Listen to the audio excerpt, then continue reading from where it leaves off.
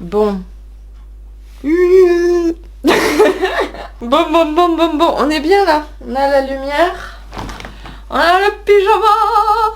On a les cheveux. Pourquoi on n'y voit rien? Pourquoi la mise au point elle est sur le mur là-bas derrière? Est-ce qu'on a le chien? Le chien. Oh, le chien. Eh oui, toi, tout ce qui t'intéresse, c'est la bouffe. Hein. On a les friandises du chien. Oui, ça sniffe. Hein. Ça sniffe? C'est vegan normalement. Parle. Mais lapin, t'as pas le droit de monter sur le lit, toi. Parle. Oui, tiens. C'est bien, mon cœur. T'as pas le droit d'aller sur le lit, tu le sais. Le chien, il a le droit, mais pas toi. Oh là là là là, il me mène la vie dure, cet animal. Il me mène la vie dure, cet animal. Mouah. Tu sais que tu fais plus de bullshit que Sven. Ouais. Oh, il est pas content. Allez, casse-toi. Coucou les beautiful, j'espère que vous allez bien. Aujourd'hui je voulais vous faire une petite vidéo. Alors c'est pas une vidéo coup de gueule, c'est pas une vidéo, j'espère que ce sera pas déprimant. En fait ces derniers temps j'ai un grand besoin de dire un peu les choses que j'ai sur le cœur à plein de gens, etc. Notamment au sujet de l'écologie. Parce que il y a des trucs quand on est écolo, on va pas se mentir, c'est relou. Pour faire mon écolo jusqu'au bout, je vais boire ma tasse de chocolat chaud, vegan, quand même. Du cacao parfaitement local, n'est-ce pas, puisqu'il vient sûrement de l'autre bout du monde et qu'il a été exploité par des enfants. Voilà, voilà. Donc, ceci m'amène au premier point, c'est que quand on veut commencer à faire des trucs pour la planète, moi ce qui me saoule, c'est qu'on se met à voir le côté sombre de tout, partout.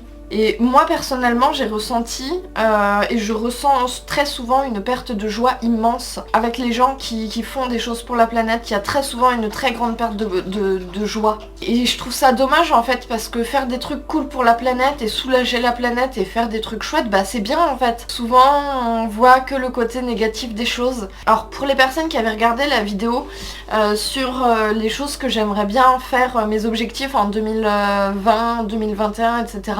Parmi mes objectifs, il y avait restaurer la joie. J'ai l'impression, en tout cas moi, d'avoir beaucoup perdu en me lançant à fond dans l'écologie, en faisant des choses écolo, en pensant tout mon mode de vie, en étant écolo et tout ça. Et je trouve ça vraiment dommage. Hein, mon poète, viens faire dodo. Viens faire dodo. Ouais. Oh oui, c'est bien. Tu veux te caler par là, derrière. D'accord. Oh oui, mon cœur, cale-toi derrière. Voilà, on a un petit Sven mouche. Et la raison pour laquelle je fais cette vidéo, c'est absolument pas pour vous déprimer, c'est juste que je trouve que on parle beaucoup de ouais, être écolo, ça doit être ci, ça doit être ça, ça doit faire ci, ça doit faire ça, patati patata. Et en fait, on oublie de dire que à la base, on est juste des humains qui essayons de faire des trucs avec les moyens qu'on a. Et que de base, mais vraiment de base, c'est pas un truc prise de tête normalement être écolo, c'est un truc qui est censé nous simplifier la vie. On apporte quelque chose à la planète quand on est écolo et ça doit être source de joie normalement et ça doit nous rendre heureux en fait. J'aimerais bien qu'on se fasse une petite promesse en fait, juste entre nous, qu'on essaie de remettre de la joie à travers notre manière d'être. Je vous fais cette vidéo là maintenant surtout parce que la semaine dernière j'ai participé à un forum qui s'appelle Le Monde Nouveau et je vous ai filmé la journée, je vais vous faire un petit vlog et je vais vous faire découvrir tout un tas de trucs vraiment super trop cool que j'ai découvert là-bas.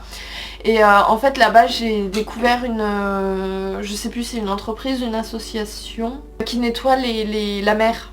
Et en fait ils ont créé une application pour compter le nombre de déchets qu'on ramasse quand on va se promener par exemple en bord de mer, etc. pour compter au final combien on a soulagé la planète, combien on a soulagé la mer.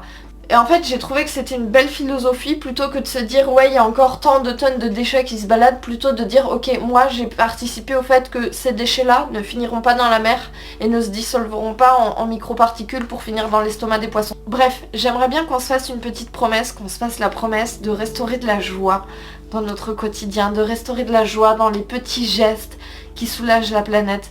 Le deuxième truc qui moi personnellement me fait enrager, vous savez, c'est le fait de mettre une ampoule écolo à la place d'une ampoule pas écolo. Et de laisser la lumière allumée tout le temps en se disant c'est bon, c'est écolo de toute façon, donc c'est pas grave. Ça c'est un truc moi personnellement qui me rend folle. Et c'est un truc que je constate beaucoup dans mon quotidien et dans les gens qui m'entourent. Vu que ça consomme pas ou presque pas, et ben en fait on se permet de laisser brûler toute la journée. Mais ça marche aussi avec les navigateurs internet par exemple. On met des navigateurs internet qui soutiennent des associations, qui récupèrent des gouttes d'eau, qui plantent des arbres, bref, peu importe. Donc on peut laisser 57 onglets ou internet ouverts et tourner en même temps, alors qu'on sait très bien que en fait l'internet c'est extrêmement gourmand en termes de consommation d'énergie et donc en termes de production de CO2. Quand j'ai scripté cette vidéo, j'ai eu les paroles d'une personne de ma famille que je ne citerai pas. C'était il y a quelques années, en fait ils étaient en train de parler de la disparition du thon rouge. Et là j'ai cette personne dans ma famille qui a dit ouais, il y en a plus beaucoup. Va falloir se dépêcher d'en manger hein, parce que bientôt ce sera plus possible. Ah ouais. Mais juste, si vous arrêtez d'en manger là maintenant, peut-être dans 50 ans, il y en aura plus. Peut-être vous pourrez en remanger de manière responsable. Et ça m'amène au troisième point que je trouve vraiment, mais extrêmement relou quand on est écolo. C'est les critiques. Parce qu'en fait, c'est ces mêmes personnes-là qui vous disent qu'il faut se dépêcher de manger du thon rouge parce qu'après il n'y en a plus, qui viennent vous dire que vous êtes relou parce que vous êtes écolo. Ils viennent nous dire qu'on est relou pour justifier le fait que eux continuent à faire n'importe quoi. Voilà, donc bref, on nous dit souvent hein, en tant qu'écolo, même sur YouTube, dans ma famille, dans ma vie personnelle, enfin voilà, j'entends souvent ce genre de commentaires là. J'ai l'habitude, mais il n'empêche que je trouve ça un petit peu nul parce que j'ai l'impression que ces personnes-là vivent dans un déni total. Les critiques gratuites des personnes qui sont pas écolo, qui viennent nous dire qu'on est relou. Passe encore. Vous avez pas beaucoup branché votre cerveau. Certes, mais passe encore. Mais il y a un autre truc vraiment, moi personnellement, qui me fait de la peine. Et il faut arrêter de faire ça. Il faut qu'on arrête de faire ça. C'est le fait qu'il n'y ait pas de cohésion dans les écolos. Il n'y ait pas d'unité. Parce que les gens qui sont pas écolos, ils nous critiquent, mais ils sont tous d'accord pour dire qu'on est des relous. Par contre, les gens qui sont écolos, entre nous, on se tire dans les pattes. Et ça, je trouve ça vachement dommage. Il n'y a pas de petits gestes. Tous les gestes que vous ferez seront des gestes importants. Et ça, il faut vraiment en prendre conscience. Et oui, peut-être que vous n'êtes pas écolo à 100%, mais regardez déjà tout ce que vous faites. Peut-être que vous faites vous-même votre lessive, vos produits cosmétiques. Peut-être que vous achetez local, peut-être que vous achetez de saison, peut-être que vous achetez zéro déchet, peut-être que vous achetez tout ça en même temps. Bref, il y a des milliards et des milliards de manières de faire des gestes pour la planète. Il y a des gens dans le mouvement écolo qui sont des vrais saboteurs à ce niveau-là et qui sont en mode oui c'est bien, t'achètes bio local de saison et puis en plus t'es vegan, mais ça sert à rien parce que tes enfants quand ils mangent des bonbons, c'est des bonbons emballés dans du plastique. Le fait de ne pas être parfait n'invalide pas tous les petits pas que vous avez fait avant. Et c'est pas parce que il y a encore des choses que vous pouvez changer, améliorer, ou voilà, on utilise le mot qu'on veut, que ce que vous avez fait, ce que vous avez déjà mis en place, ça vaut rien. Faut qu'on arrête de faire ça, vraiment faut qu'on arrête. Franchement, quand on est dans une démarche écolo, on peut jamais rien faire parfaitement, tout simplement parce qu'on est des humains. On est des humains qui essayons de faire des choses avec ce qu'on a et avec ce qu'on peut. Et ça, faut pas l'oublier non plus. Est-ce qu'on a le droit de reprocher à la mère célibataire avec 3 enfants qui vit dans un petit village au fin fond de la campagne, qui touche un SMIC, est-ce que à elle, on a le droit de lui reprocher, par exemple, de pas acheter bio local de saison, zéro déchet, machin, alors qu'il y a zéro AMAP autour d'elle, qu'il n'y a pas de vente directe au producteur et que le seul moyen de s'acheter à bouffer, c'est d'aller au supermarché. Est-ce que à elle, on a le droit de lui reprocher sincèrement ça ? Et on n'a pas tous les mêmes moyens, on n'a pas tous les mêmes points de départ, on n'a pas tous les mêmes contraintes. Moi je veux dire par exemple pour mes animaux, la nourriture en vrac j'ai pas trouvé. C'est pas que je veux pas, c'est que je ne peux pas. Et ça c'est une grosse différence. Et avant de critiquer une personne qui essaye de faire des choses écologiques et qui galère et qui n'y arrive pas, peut-être qu'on devrait se poser la question de est-ce que c'est parce qu'elle ne veut pas ou est-ce que c'est parce qu'elle ne peut pas ? parce que c'est une petite lettre mais ça fait énormément de différence. Et en fait c'est dommage parce que quand on veut être écolo, on veut faire quelque chose de bien, on veut faire quelque chose de positif et souvent tout ce qu'on en ressort c'est beaucoup de négatif parce qu'on se fait beaucoup critiquer, parce que c'est jamais assez bien et parce que du coup on adopte un point de vue où on ne voit que le négatif.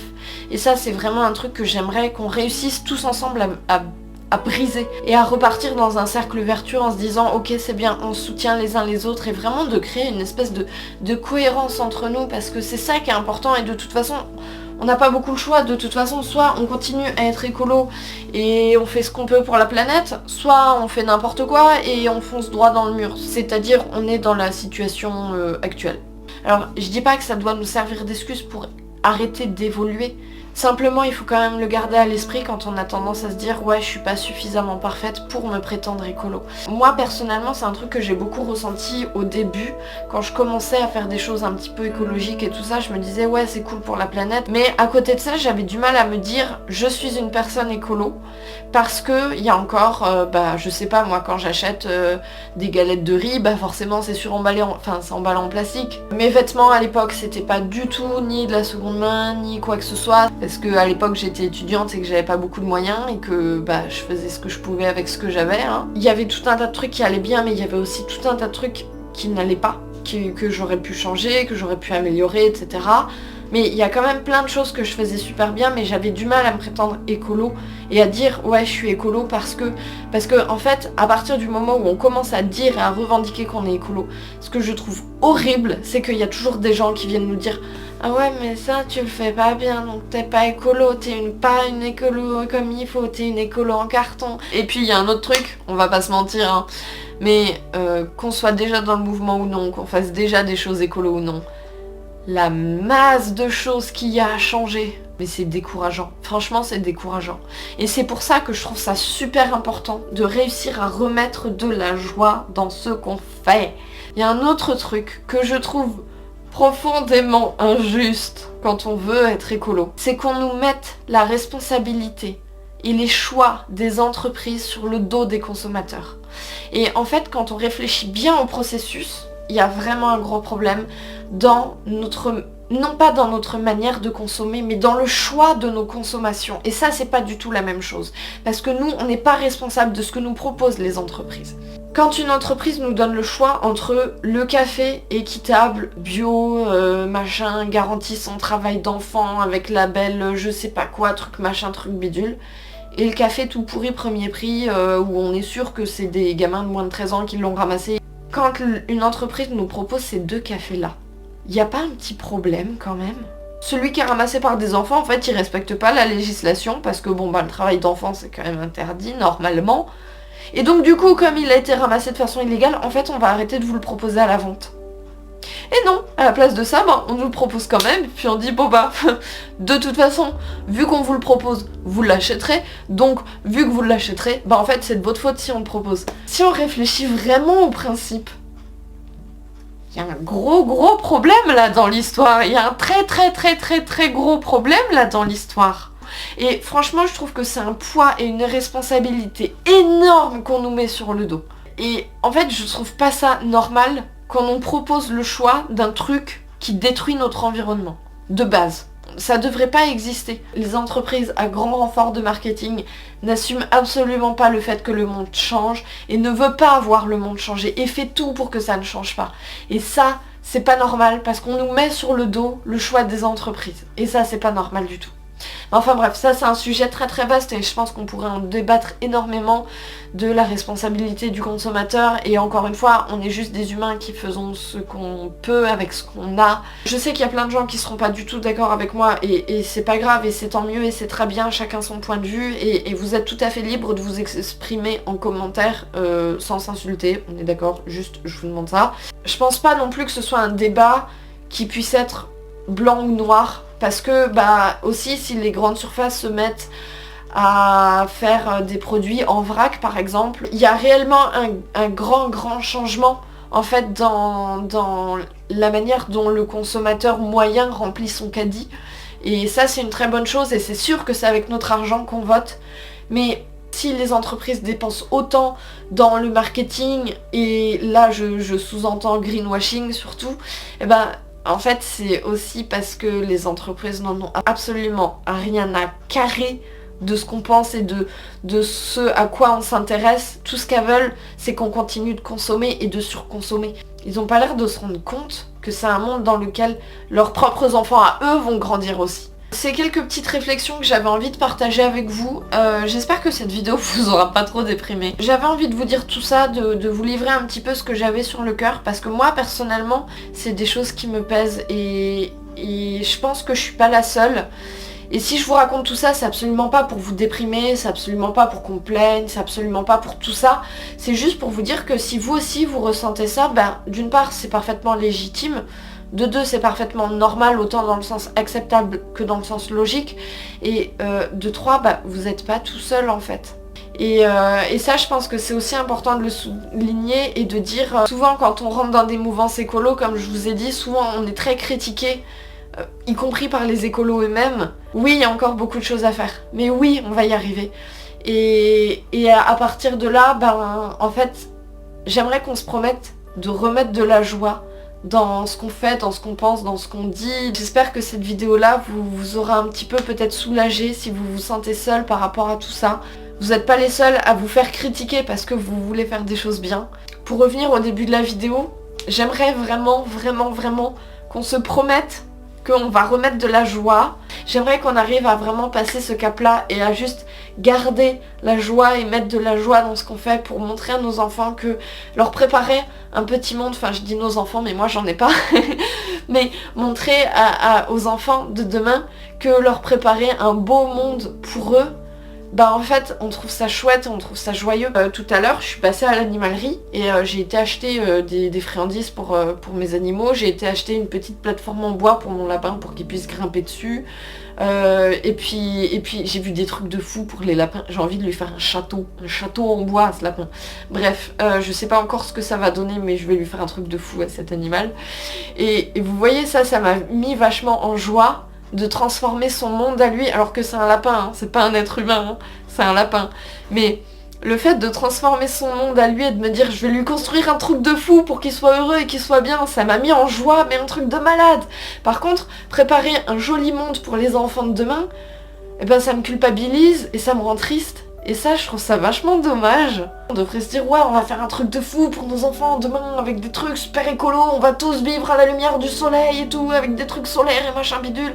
Et ça devrait nous mettre en joie, et on devrait avoir des papillons dans l'estomac, des étoiles dans les yeux et des feux d'artifice dans le cerveau, normalement, en se disant, on va faire un monde comme ça, génialissime, ouh, ça va être trop bien. Et c'est pas le cas. Et je trouve ça dommage, en fait.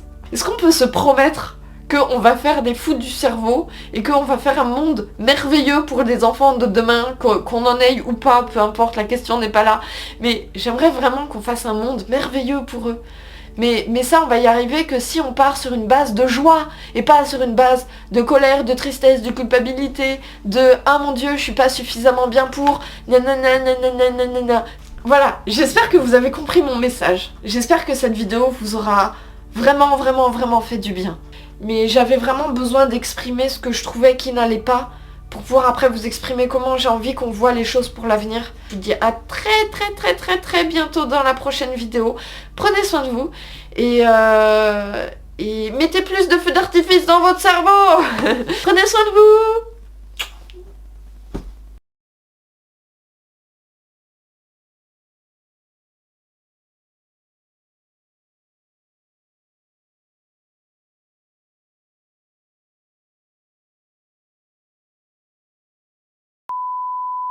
Ni plop plop plop plop plop plop plop plop plop plop plop plop plop. J'aime tellement tes oreilles qui font plop plop mon cœur. Oui. Il y a des trucs quand on est écolo, c'est un petit peu relou. Altair, t'as absolument rien à faire sur ce lit. File. Mon petit Svenouche. Salut, ça va? Je te dérange pas? Tu sais que t'as toujours pas le droit au lit? Ouais, t'as toujours pas le droit au lit. Non, t'as... Altair, non, oh, je te jure. Bon ça va, t'as pas pissé cette fois-ci. Oui, il a pas le droit au lit parce qu'il pisse sur mon lit en fait. Il a décidé que ce serait sa litière et que c'était une litière très moelleuse et agréable et absorbante, n'est-ce pas? et ne se dissolveront pas en microparticules pour finir dans l'estomac des poissons. Et donc dans l'estomac des humains qui mangent des poissons. Des poissons et des lapins aussi. Je vais te manger, lapin. Oui, ah, t'es pas content en plus. Altaïr, tu vas tout faire tomber. Descends de là. Descends, lapin. Oh, passe par la porte, espèce d'imbécile. Oh là là. Il a zéro self-control en face de la bouffe, ton lapin. Va falloir trouver une solution parce que là, ça devient grave. Ah oui, hein. Ah oui, hein.